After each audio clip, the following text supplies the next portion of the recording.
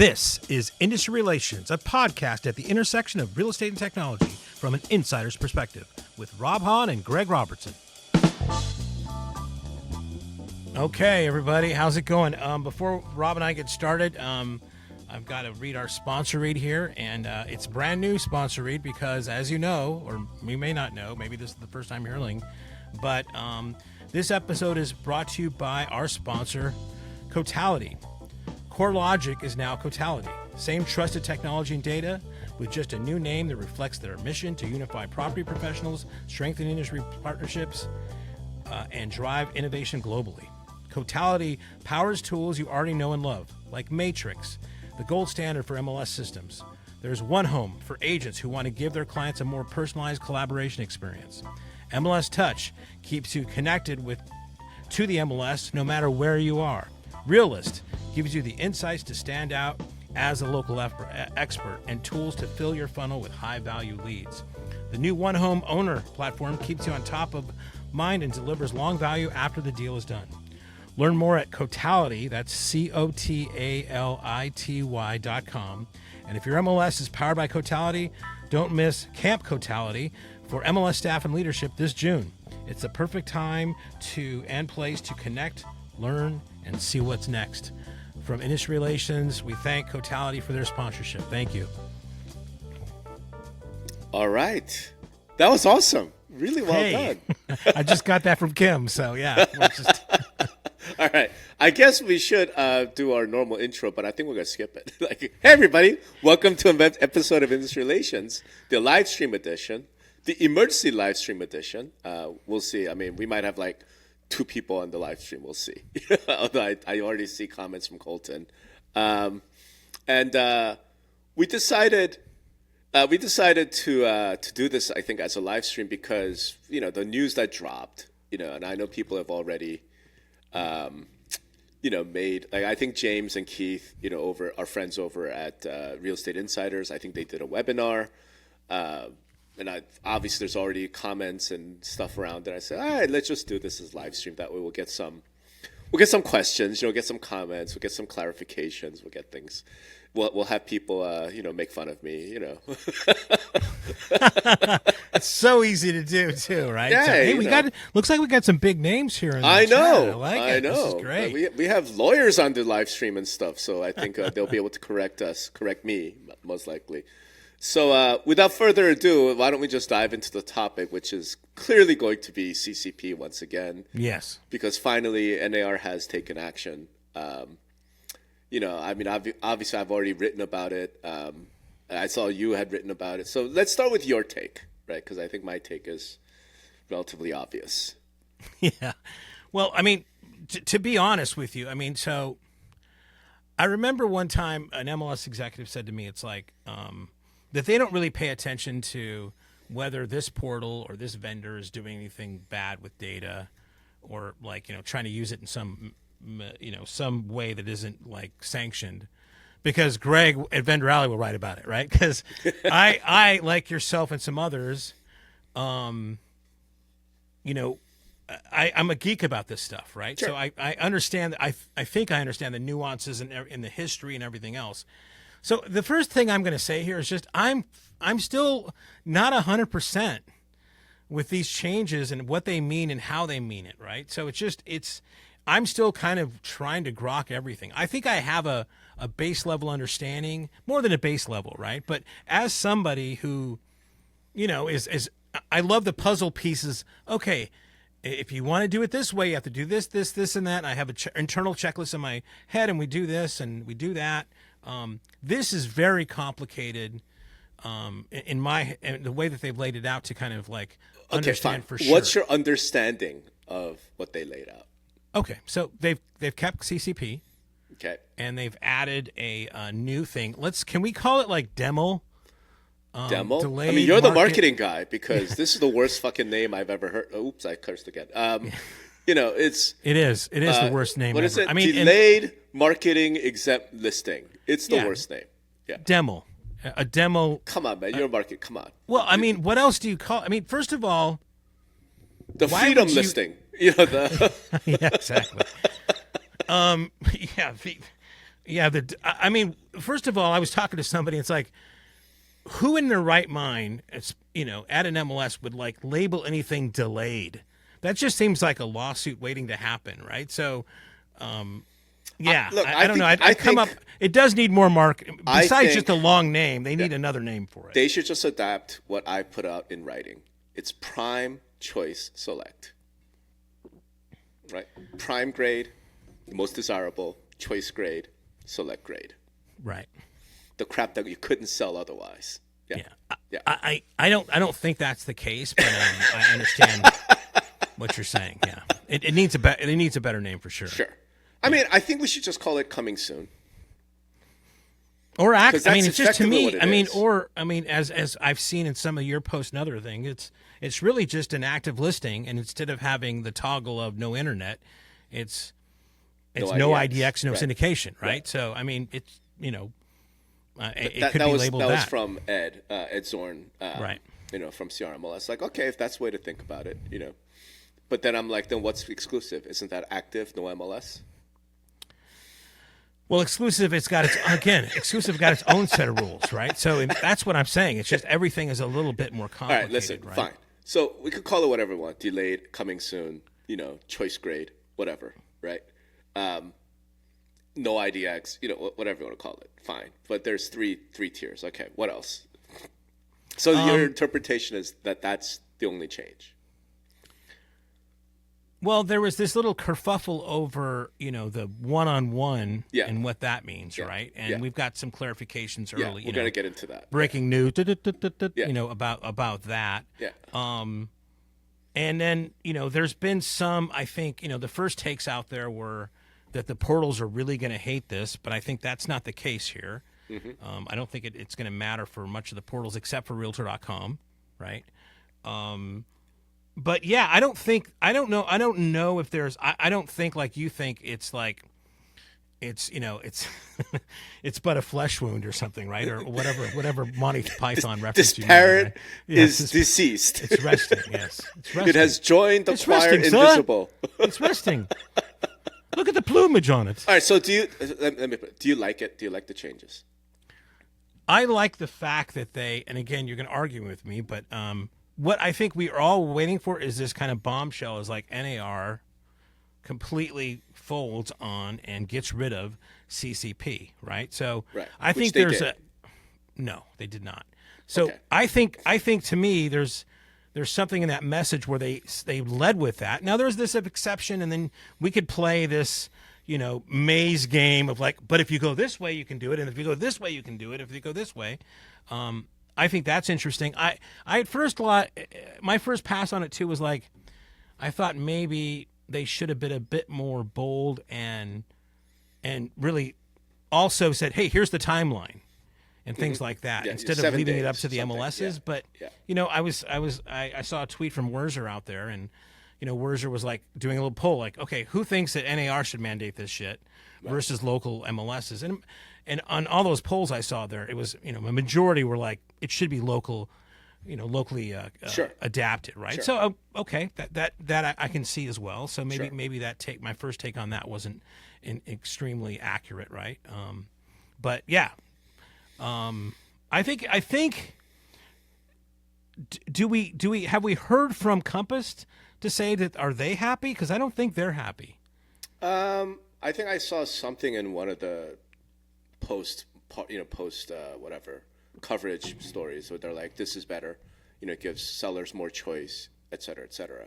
Yeah, I didn't read that, but I don't think they're 100% happy here. So I think they're pretty close to 100% happy, because I think they got pretty close to 100% what they wanted, and they got stuff that they didn't ask for, right? And so I don't know where to start. Let's start with this at a high level. You think that this means they kept CCP. And I guess I'm wondering, in what way did they keep CCP? Because with the introduction of this new coming soon, this new whatever thing, delayed, whatever you want to call it, like that's going to replace active, right? Well, it is an active listing, right? You could call it that. I mean, so it's an active listing with the toggle, no IDX, no syndication. I mean, right. Okay. So yeah, if the whole idea is the only thing important is that the listing be in the MLS, then I guess they've achieved that. I think that's really not the important part. I don't think that that there was a real rollover about how they calculate days on market. They would wish NAR had says, you can't calculate. This is the way you calculate days on market. They're still leaving that to the MLSs, and I think a lot of the MLSs will stand firm. They have reasons why they calculate the days on market that way. That hopefully that they can stand up to. NAR wants out of this debate. Like they're just like, okay, we don't want to deal with this anymore. That's my read on this. Because when you say, okay, MLS, you can decide what the time period is, you can decide days on market, you can decide price change history. That's NAR based saying we don't want to have anything to do with this, and I understand why. Okay, but is that reasonable? I mean, I think a lot of MLS execs would say, right. Thank God, right? So I'm very happy with that aspect of it, because I've been advocating for NAR to get the hell out of MLS business for a decade. So this is great. I just wish they'd go further and just have NAR just go, we're going to dissolve the MLS Policy Committee. We don't have anything to do with it. Right. I think that's really the honest step that they should be taking, and I think that's likely the outcome of all this when it's all said and done. Because if I'm an MLS, what do I care what NAR has to say at this point? Right. But of course they're going to care because inertia and politics and all of that. But we're very swiftly coming to that point, because something this important that that the industry has been debating earnestly for like years, right? For NAR to take this step and just go, okay, we're going to keep CCP, but then we're going to introduce something that completely undermines it, and then we're going to push all of the details down to the MLSs, then I'm just like, just get out of the business, man. Just get out. Just go do realtor things, talk about advocacy and talk about education and professionalism. Get out of the MLS business. And I think that's something that, frankly, a lot of people want, quite frankly. Yeah, I mean, I think on some level, right? I mean, there's other protections or other things that they have to kind of stay involved in, I think. But, I mean, maybe those things are just being withered away, for sure. I mean, literally, in the FAQ, the 54-thing FAQ, all it says is, number 54, what are the consequences for not complying with national mandatory MLS policies? If a realtor association or MLS fails to comply with national mandatory MLS policy, the associate will be ineligible for insurance coverage through the NAR insurance program. Like, that's it? Okay. We've talked about this before, man. We've spoken to some fairly small MLS execs who are like, we could get our own insurance. It's not a big deal. So I think this is just going to happen. But, all right, so having said all that, what do you think is the most important change here? What do you think is the biggest difference here? Again, maybe, and you're going to argue with me about this, but I mean, I think there is. I might agree with you. I agree with you more often than you think. I think there is a tone, there is a perception, and I think a lot of this stuff is just optics. When NAR says we are keeping CCP, that in itself is a statement that sends a message to everybody. Now, there's some obviously nuance to that, but I think by doing that is actually somewhat legit as a strategy, as optics, that they are trying to signal to everybody, right? So you can say, well, in everything but name, it's a way, and people can argue what that is. I mean, there's several things that Compass wants. I don't think they got all that they wanted, right? They still are going to have to battle it out in some MLSs, if they even have the appetite for that. I would think, to me, for Compass, they didn't get everything they want, right? They would love the days on market thing to end. They would love to just have a carte blanche. They don't have a carte blanche, right? But they lost some sort of high ground with the DOJ by the DOJ saying, you can't say that, right? Give it a rest. Try to kind of work the system as it is now. Maybe there is a little opening here, but it's not an active rollover, I don't think. An active rollover would say, we've abandoned CCP. Here's this new listing status that we think you should do, and blah, blah, blah. But they didn't do that. But they did. So, okay, when you say we didn't if they did, why is the first thing on there is like we're keeping CCP, right? Okay, what was the point of CCP? What was the justification for CCP? Well, it's to put listings on the internet, right? And for publicly displaying them, right? Right. So the whole justification for it was, this is better for consumers to expose the listing to the whole market. It's about transparency. It's about buyers being able to see everything that's on the market. That was the entire justification for CCP, right? Now, you and I have argued about this. I think the real justification, real motivation behind CCP is protect the MLS from competition. And NAR try to hold on to that. But the whole idea and the justification for clear cooperation policy was you can't hide listings, right? You can't have these private silos of listings, right? Okay. Well, with this delayed marketing, whatever, guess what? You can now have private silos of listings. No, I mean, it's an iteration, right? We've talked about before that a lot of people thought that one day wasn't, enough, right? You and I argued whether it should be 2 weeks, 30 days, or 60 days. There's still a time limit on this, but it's going to be up to the local MLSs to kind of decide what that's going to be, right? And we can talk about that and where local MLSs I mean, it's just as I said before, it's a little bit of an iteration on it that's long overdue, and they're going to experiment with that and see, okay, and they're going to argue to their local MLSs. So I think it should be 14 days. I think it should be whatever, and we'll find out from there what happens. So what you're saying is they're still trying to hold on to this idea that you shouldn't hide listings. What I'm saying is that argument is dead for me, because what this says is you can hide listings. Well, I mean, there's always been in some manner. I mean, you could call it office exclusive. You could call it coming soon. Right. The MLS has existed with these things in there.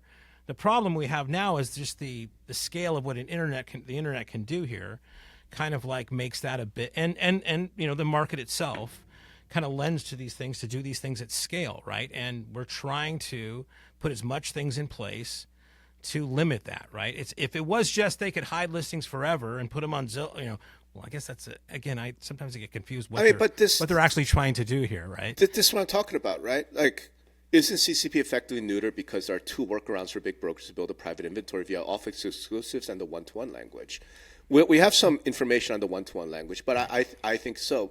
But more importantly, what I'm saying is the right way, like there are really two right ways of doing this, in my opinion. Right? One was to go with the Zillow proposal. What Zillow proposal was strengthen CCP, get rid of the office exclusive exemption, because that exemption, by the way, is something that the DOJ pointed to. It's like, what's this doing in here? Right? Like, if what your point is about, open exposure to the open market and consumer benefit, then why is this in here? Right? And Zillow said, let's just get rid of it. Everything just has to be, sort of available publicly. They didn't do that. The other option, I think, to really do this would have been just get rid of CCP. Just say, you know what? We're just going to get rid of this thing. Go do as you were back in 2018, 2019, right?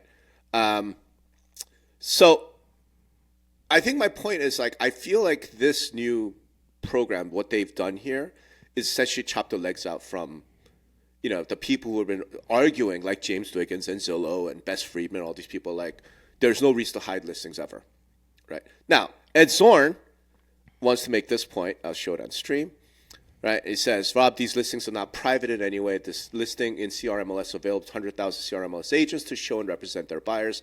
The listing is also immediately on Zillow and Homes.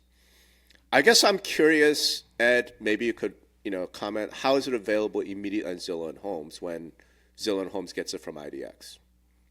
Well, I think from what I've read and talked with Ed, I mean, they basically, the portals have a VOW feed, right? So it's available behind sign-in. Well, sure, but I mean, think about it this way: if I'm going on to Zillow right now and I'm looking at all these listings, right? But there are some other listings there that are now part of this demo thing, these delayed things, and in order to see them, I have to register. If I'm a serious home buyer, you're registering anyway. I'm registering. I'm going to do it anyway, right? Right. So this was the reason why I thought, like, this doesn't make a difference for portals, because they all have VOW feeds and they can all get that set up very, very quickly. So it's not that. So it's not, and it makes this case here, they're not private in any way, right? Because they are going to be available on Zillow. They are going to be available on Homes.com. And I think that's probably the next battleground, to be honest with you. But if we want to pretend like this is fine, that's fine. Like you say, as long as an agent has access to it. Why we're pretending? I mean, there's nothing pretending here. I mean, it's just, I think we laid out how it would happen, right? I just don't see how you can continue to maintain that hiding listings is bad, how there's a fair housing implication, when again, in NAR's announcement, what they said is we spent several months examining all this. We've consulted fair housing experts, we've consulted legal experts, and they all signed off on this. So I'm like, okay, then they've all signed, like there's no fair housing implication, right? Like I don't know how you continue to argue, like, sellers, hey, if you hide things in any way, it hurts you and it hurts buyers. I don't know how you continue to argue that NAR's made the statement, right? That's what I'm getting at. So to me, what statement? That you could hide listings, you could keep it, sort of delayed marketing, et cetera, right? And then, I mean, I don't know. Maybe it's just here. Let me share this because I think it's important. Okay. This graphic, more I look at it, start like think about it. Like, I feel like that sends a really clear message, right? Which is this: hey, you decide to list a home, and your two initial options are office exclusive or coming soon, delayed marketing. Only when those things don't work, then it goes into active. Listing becomes publicly available is a second order thing. There's no third option. There's no third leg here. You start off public, which is currently the way things were done, right? It used to be you start public and then you have exclusive and then you have coming soon. Now, like literally graphically is like two options. You're going to start exclusive or you're going to start delayed. And if you can't get things done in those ways, and there's a public marketing trigger or there's whatever, allowed period by MLS expires, then it goes active. I mean, I don't know what kind of message that sends to you. I think MLSs are going to be allowed to kind of how they're going to implement this and with their coming soon, how they do that. I know CRMLS has a non-cooperation status versus office exclusive. I think, again, this could be just simply solved by it is an active listing, but it's toggled to no IDX, no syndication. I think there's room for interpretation, and they're all going to be interpretation. And that's a bit going back to one of your points was NAR not doing that. But again, I think maybe the MLSs are best suited to do this because the nuance is so great in some of these things, and the markets are varied in this that they have to kind of go there and kind of make it work to handle their each of their own broker cooperatives, right? But this is a guide. I don't know if this is like rubber stamped. Again, I think there's a problematic in just the language of what they've called this delayed. Well, so Ed Zorn, again, I agree with Rob. NAR graphics terrible. It's terrible because it's not accurate in any way. All right, maybe it's not accurate. Maybe it is. That raises another. I mean, another shitty graphic in real estate. I mean, what else? Well, what else is new? But this would be a good time for us to talk about the broker one-to-one thing, right? Sure. Because as Metro raised here, let me go back because this I think is really interesting and really important. Where is it? Maybe they changed it. No, so this is what it says, right? And the actual language is this, right here. Okay. So what it says is NAR is also clarifying its policy interpretation that one-to-one broker-to-broker communications about listings do not trigger CCP requirements. However, multi-brokerage communications about a listing will constitute public marketing under CCP. I saw this and I was like, what the fuck is this? Like, holy, what? We got clarification this morning from Sam DeBoard of RISO, who I assume is plugged into the whole NAR hierarchy. Like, this is a misinterpretation, right? And let me see if I could read what he said. I can understand that the interpretation that one-to-one broker-to-broker communications means whole offices, but it doesn't. I think you will see clarifying language soon. It means one agent to one agent. Thought you should know before you go on air and talk about it. All right, so we knew, we're talking about it. I have two comments about that. One is, does the NAR have communications people and lawyers who speak English?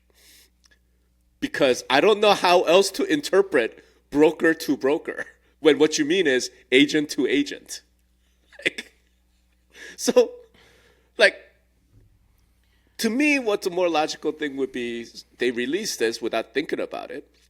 And then they saw, reaction from the community, including mine. And they're like, oh, yeah, we fucked up. We better go and clarify, agent to agent. I mean, what's your take? No, I mean, it's a fucked up sentence. Have you ever written a fucked up sentence? I have. I mean, yeah. Not I to screw this up level. sometimes.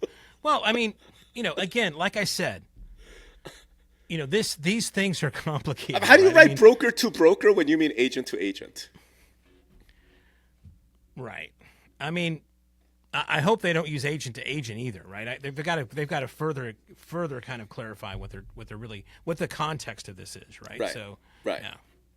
And I think it's going to be, I don't know. We'll see what happens. We'll see what the clarification looks like. Quote clarification looks like. We'll see how they try and put this genie back in the bottle. But I mean, my take on it is the way that it was written, until they come back and change it, or quote clarify it. Like, dude, you just killed off small brokers. Like, just kill them dead. I mean, if under the way this language is written, you've killed them dead, right? Because now they have literally no way of competing. It's very, very difficult. Yeah, I don't. Right. Again, we don't agree. Again, I'll go back to my original thing here, where these are all very complicated. They're iterating right now. Finally, right? I wish that there would be. Right. This was, I think, the original CCP was back in 2019, right? I mean, so. And I always say this on this podcast. I wrote this before. Like, I always look at things from the lens of being a software developer. Sure. Right? It's like you don't know how the dogs are going to eat. The dogs are going to eat this. How it's going to be interpreted. How they're going to use it. Right. Right. There's this famous meme of. It's like one of those child's things would have a square and a circle and a star, and you put the object that's shaped like a star in the star, and. And the person starts, the circle one fits in the star also. And it's like, wait a second, you're not supposed to use it that way, right? I mean, we don't know these things. So I think that this is not a surrender. I don't think this is, this is going to be, the death knell for small brokerages. This is an iteration.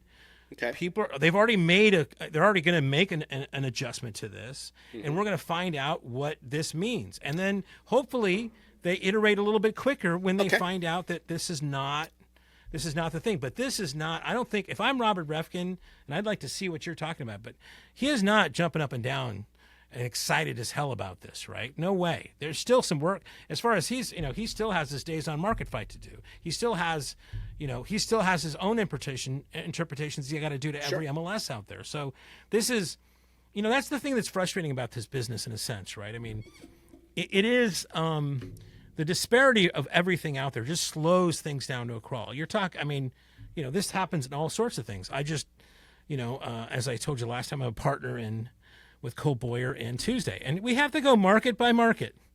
I would have loved to do a launch, and every realtor in the country could have used this product. Right? Sure. It can't happen, right? Same thing with a large national franchise. They want to do a policy. They want to scale fast. They're on Wall Street. They need to do those things. This is not, I'm sorry, that's not what happens here, right? That's not how it's done, right? So I don't think, anybody can cheer hooray here and say we've won, right? Not the big brokers, not NAR, not the MLSs, not the consumers, right? This is an iteration, and we'll see what happens. And I hope they're just a lot quicker the next time. Okay, let's walk through that. I'm going to be charitable. I've just fine, I'm willing to learn. I could be dead wrong, right? So let's walk through how this iteration is going to happen in your view. So here's the first question I've got for you, and I'll offer it to the whole stream. This policy is effective immediately, right now, right? Meaning MLSs can No, it isn't. No, it's September 30th. They're giving time to kind of do it.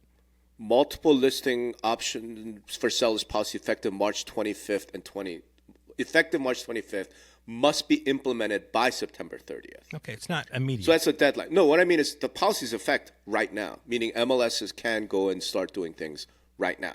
Set the timeline, the price, But to get it to be fully, they have until September to kind of fully implement. They have until September. But what I mean is, it's not like this policy takes effect in September. Get ready, almost. This is in effect right now. Well, but hold on. There is a period of time that they. I mean, not every MLS system is set up to do this. Not everything, whatever. My They're point is giving they them this can period do of it time right between now. now and September to but do this, right? They can implement right now.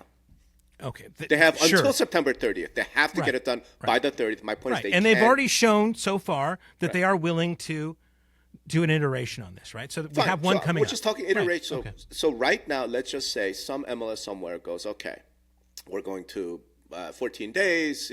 We're not going to track days on market. We're not going to track whatever, right? Let's just say that comes out, all right?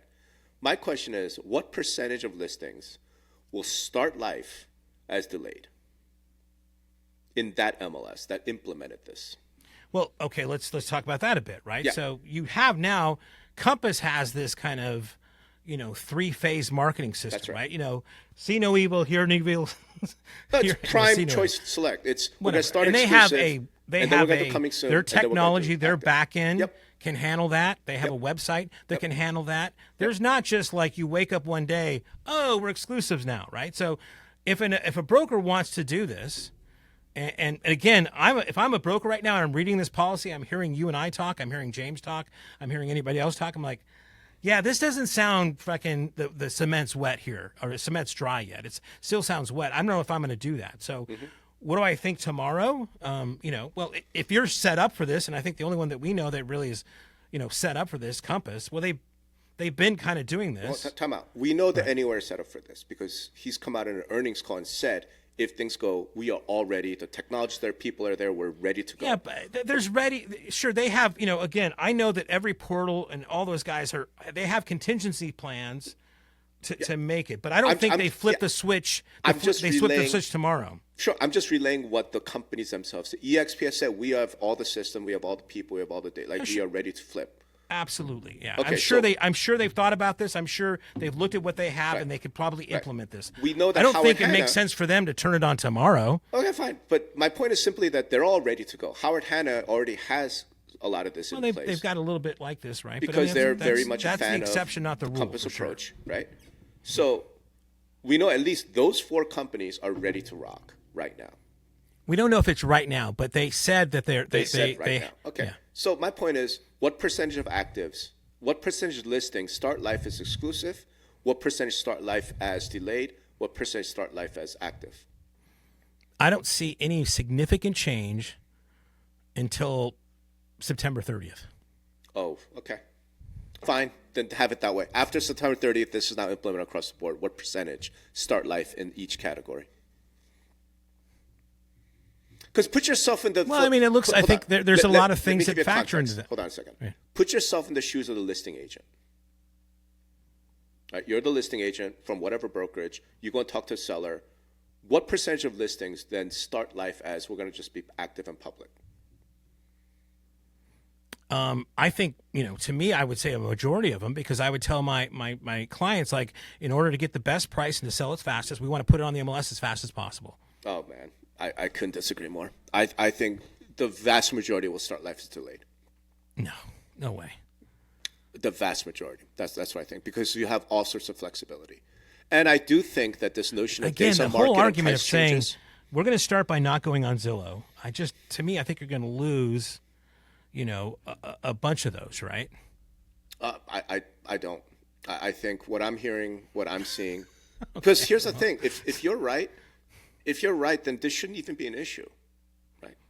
Well, it kind of like it is a little bit of a non-issue now. I mean, if you talk to a lot of people, I mean, maybe it's less than 7% that actually get sold during this thing. It's the vast majority go on the MLS. So this is, in a sense, a little bit much ado about nothing in a way, right?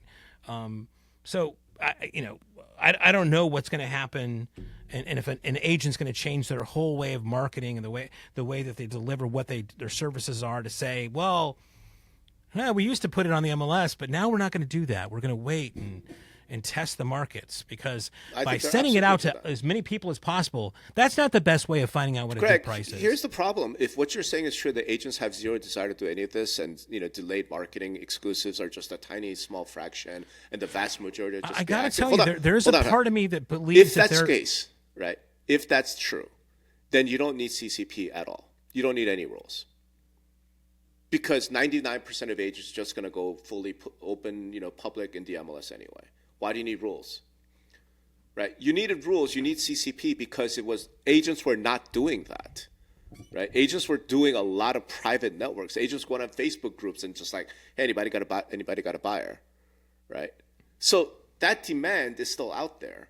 So we're going to do this. Agents are going to want to do, we're going to do some trial periods. We're going to do some exclusives. We're going to do all of those things.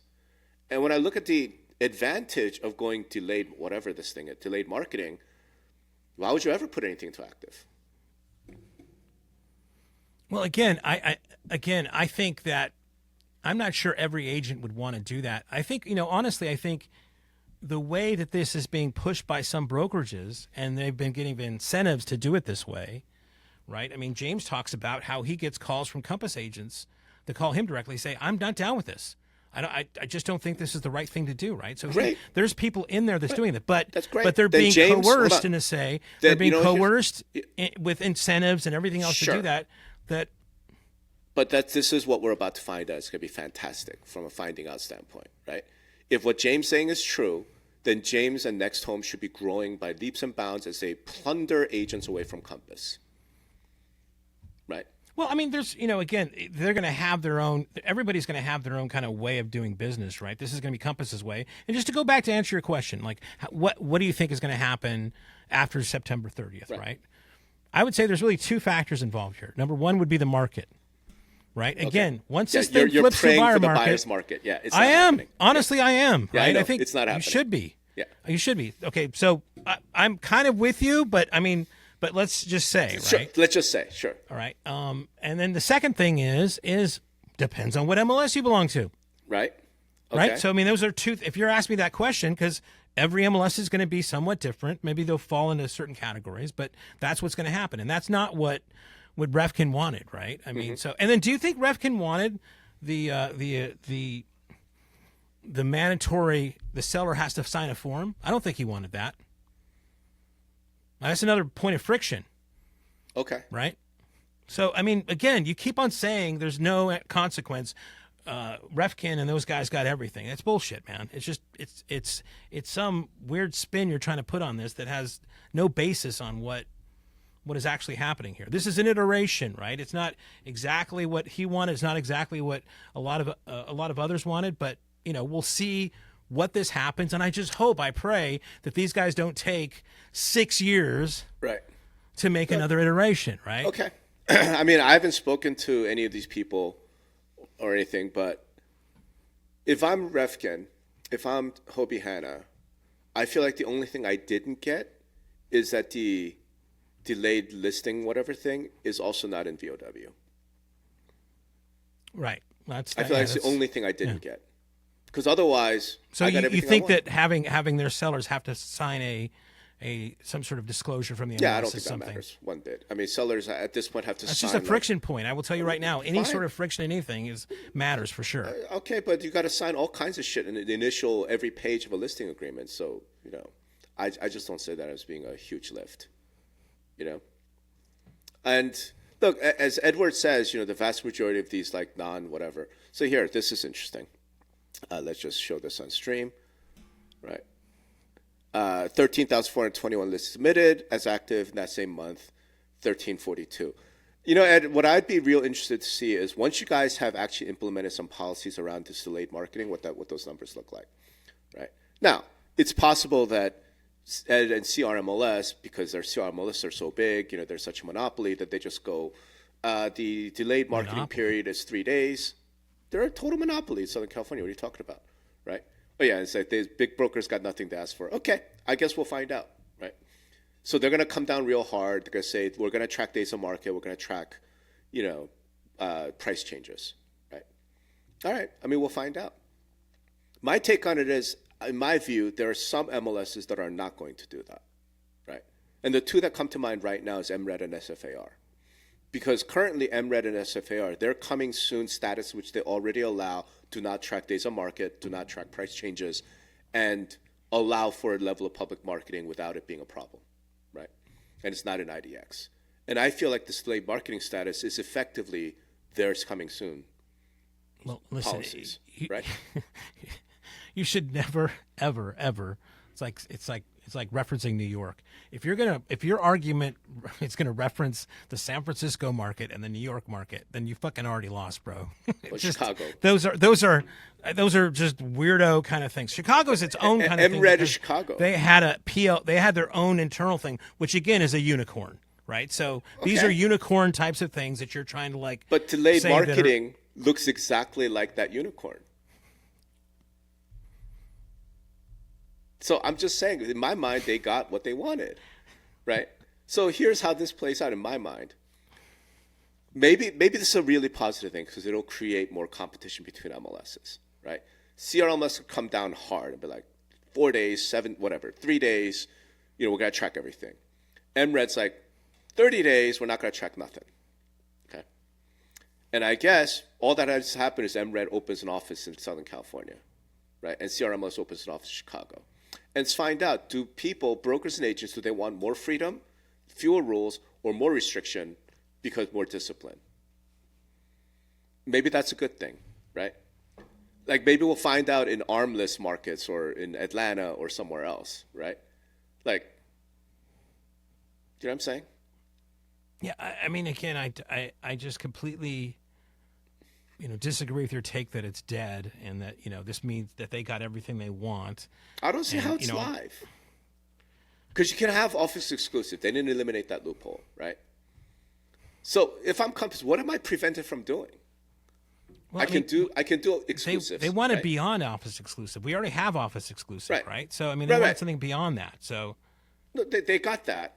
Now they have this thing where it's that they could put it on their website, they can market it themselves. No one else can, right? Except now we'll talk about the VOW exemption shortly. I promise we're going to get to the VOW, right? Like right now, like that's the way it is, right? And then if you can't sell using Prime, you can't sell using Choice, then you dump it into the MLS. It's like, okay, now it's a loser property. Let's throw it out to the market. This is exactly how right now. works. How you can say is loser properties? The whole Prime, Select, and Choice doesn't make any sense when 93% of the listings go to the MLS. Yeah, today. Anyway, right? So, today, I'm saying after these changes, where NAR is blessing this and then saying, "Hey, MLS will take care of it." I don't think it's as simple. I don't as see that how it goes in any other direction. Again, how can you make a blanket statement like that when it says very clearly every MLS is going to implement this differently? Sure. Right. Okay. So if they make some MLS says it's fucking 45 days, is your thing still or no? I'm sorry, 3 days. Right. Is your take valid? We'll find out. No. No, we'll find out because brokers but you keep saying these goddamn things like it's a blanket thing. There's no blanket things in this business. Sometimes I wish there were, but it's not. This is here's our things, and then the rest is going to be pushed down to a local level, right? Right. And what's at the local level is subject to a good deal more sort of we'll call it market forces than what's at the NAR level. So I'm actually liking the fact that a lot of this is pushed to local level is what I'm getting at, right? Like Compass and all these guys, we can stop arguing about CCP at the national level, right? They could go start lobbying the local MLS. And some local MLSs, like at CRMLS, they're not going to flex. They're big, they're powerful, right? They're like, we already compete, with other MLS round rules, but we have so much dominant market share. Others are going to give, right? Others are going to take the easy way, which is just do what the big brokers want. Right, and then we'll see what happens. But I think maybe that's the only positive that comes out of this. But to me, it's like, okay, if you're a big broker, you've gotten pretty much everything you've wanted, except for the VOW. You can't say that. I just did. So let's talk about the VOW, right? Because that's clearly the next big battleground. Because look, I think my fundamental take on this is what the larger brokers want is they want to have control over who gets their listings and how. Because today that decision is made by the MLS, not them. VOW means that it's still not, they don't make that decision, the MLS does, right? So I think this is going to be the next big battleground. How do you see that going? So the essential claim would be Zillow is not offering virtual, they're not a broker, right? And VOW means virtual office website. It's not for marketing, it's for delivery of services to clients. Zillow has no clients, they shouldn't get it. Well, now you're talking about going back to 2005, right? Correct. We've already kind of. Right. I think it's a tough argument, but by the way, I'm not advocating for it because VOW was created out of a consent if an MLS wants to go fight that battle again, go with God, man. I mean, but I think, and again, that rule is not really that settlement expired, right? Didn't it? It expired, correct. Expired. So, but I'm not sure if I would want to poke that beast again, right? So, again, it's going to go on. What MLS wants to do, that MLS will do, right? So we'll have to find out which each MLS wants to, how they want to handle it, right?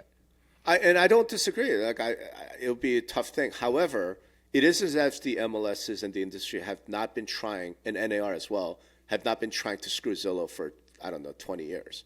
Because the whole endeavor language, remember that? That a participant endeavors to list and, take offers, compensation, all that. A lot of that was trying to get rid of the paper brokerages like Zillow, right? Well, back then it wasn't even Zillow. It was what, eRealty or so some many, shit, right? so many. But everyone kind of gets it, right? Because the understanding, the fundamental thing was, look, if you're a real broker, if you're a real agent out there trying to actually get buyers and sellers, if you're really trying to do that, then here's all the data, right? Go do it. And the Department of Justice and the consent decree back in 2010, right? 2010, 2009, whatever. The original thing was, look, you have these online brokerages that are trying to save consumers money, competing with brick and mortar brokerages, and these brick and mortar brokers were shutting these guys out. So they say you can't do that. You have to give them a virtual office website. That's literally what it's called, right? And you have to allow these online brokerages to offer real estate services virtually. Right? That's the actual consent decree. Yeah, IDX, right? Yeah.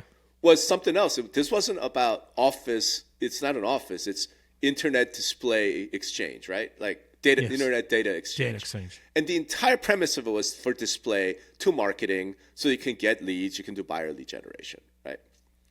Okay, Zillow can and get and should probably get IDX because it's about display and lead generation.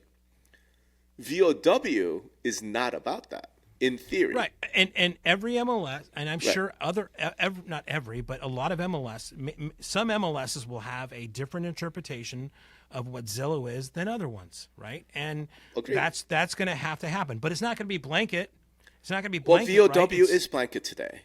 No, so I'm saying just the battle. whether an MLS, right? Some MLSs, you're right. I think they will be, short-sighted and try to come up with a rule. Well, Zillow really doesn't deserve or qualify for VOW. Right. Hey, man, you want to make that fight?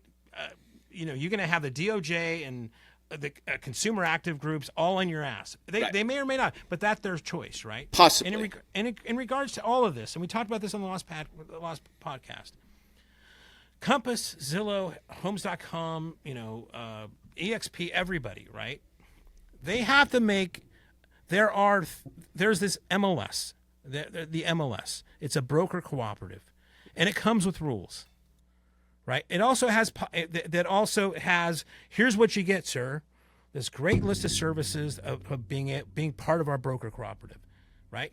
Well, I don't like some of these rules. Well, if you don't, once that balance is out of whack, okay, then we're going to see there. But I don't know if we've seen anything yet, right? Maybe there's this one business model that maybe is upset about it. But I still think at the end of the day, Refkin and the others are going to look at the totality, speaking of totality, the totality of what the MLS offers and say, Nicely you know what? Done. God damn it. This is not exactly what I want, but this is a great system anyway, and I'll adjust. Right. And I think at the end of the day, that's what's going to happen. Right. They're going to see that the totality of what an MLS provides is still the benefits of what an MLS provides. The benefits of a broker cooperative is much better than not, right? So I don't disagree, man. I actually kind of agree. I wanted to pull this up, though, because you've said this a number of times, and I know the industry, especially MLS, have been talking about this for a long time. Talk about it's a broker cooperative. It's a broker cooperative. Right? Does anybody ever give any data to these lists anymore after the freaking settlement? Because if I'm a brokerage, I'm never giving my numbers to anybody. Well, still, if we think this is completely out of whack, then fine, it's out of whack, and we could discuss it. At this point, there's no reason to believe these numbers are out of whack, right? the point I want to make, the reason I wanted to pull this up was, like, this is ranked by sides, right? I mean, those numbers, right? If it's a broker cooperative, right? Like, it's those four should have so much more say, right? What happens?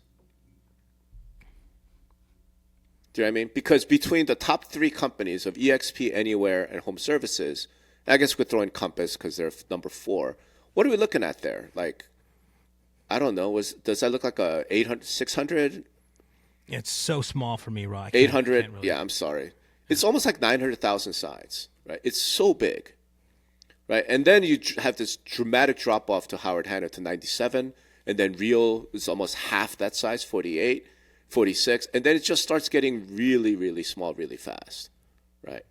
We're still in the first page, I guess top 100 or whatever, and we're down to like 8,000 versus 355,000, right, for EXP. And I just wanted to show this because I'm like, okay, if we're saying that the MLS is a broker cooperative, and I'm agreeing with you, there's a whole bunch of services, there's a whole bunch of benefit, and I want to try and keep the brokers in the cooperative. I agree, right? But you can't have a broker cooperative that is where the rules and all the policies are being made by NAR or by realtor associations. They're not, though. I mean, we just talked about that, right? I mean, they are today. They're pushing more and more down, actually. They're pushing more and more down, and therefore, at some point, this all gets resolved. It's in my view, at some point where the MLSs do actually become broker cooperative, right? And the broker cooperative no longer means already. We're not quite there yet. I don't know of any MLS where they have, let's put it this way, where EXP... I mean, it can't be a broker cooperative for the top 5 brokers. That's not a cooperative. That's a cabal. I mean, right? Or it's that's exactly what a cooperative is, though. Like, it kind of does. And when the value of the cooperative comes from these top companies first and foremost, like, to me, it's just kind of obvious where that's going to end up going, right? And look, Ed brings up the point because, right? CRMO's board of directors has the California Brokers Compass, EXP, and Redfin as director. They're on all of these MLS boards of directors. That's true. But they have 3 votes out of what? 26 or whatever the number is. Right. I don't think that. I'm not sure what their size. I'm not sure what they're. I mean, it's. I don't know. It's what you're saying to me sounds like me trying to argue to my wife. It's like, well, I mean, we're married, but I make most of the money, so therefore I should make all the decisions, really, right? You tell me to go freaking pound sand, man. You should, but that's a whole separate question. Anywho, we're wrapping up right now, and I know, I know. I know you have a hard stop at 11. All right. So I guess where we stand now is you think this is a victory for NAR. They kept CCP. This is no big deal. It's just active with IDX. Brokers they got nothing that they wanted. I mean, I think that's no. I'm not saying that at all. I mean, there's an old marketing adage. I may have said it before. There are no good marketers. There's just good testers. If they increase the frequency of their iteration of this, they're going to find a right path here and not just stay dormant for 6 years. I hope they do that. They're already making a little bit of an iteration with this language, and I hope that continues, right? So, there's no, winners. I mean, it's a cooperative. Somebody's going to be pissed off, right? That's just the nature of this business, right? But you just have to find that balance. Sure. Right? Yeah. But I'm not with you, man, saying it's a blanket win for all these other guys. No goddamn way you can read this and say that's the deal. Colton, this is unambiguously a victory for MLS. Okay.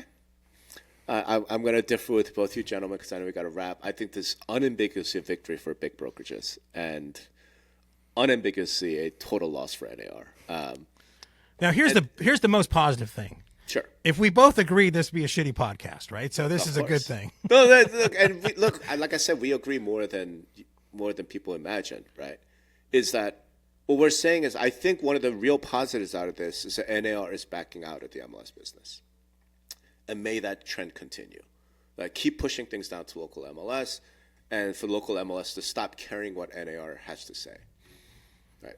Because if something this important is getting pushed down to local MLS, well, then other things should be pushed down to Well, local level. there's 61 people lighter, so they might not have enough time to do that. So 61 out of 2,400 and something. It's meaningless. So, in any event, hey, for the live stream participants, especially Edward, Ed, because you were very thanks, actively Ed. participating. Appreciate that. Thanks, Sam. Appreciate y'all for Thanks, tuning Colton. in.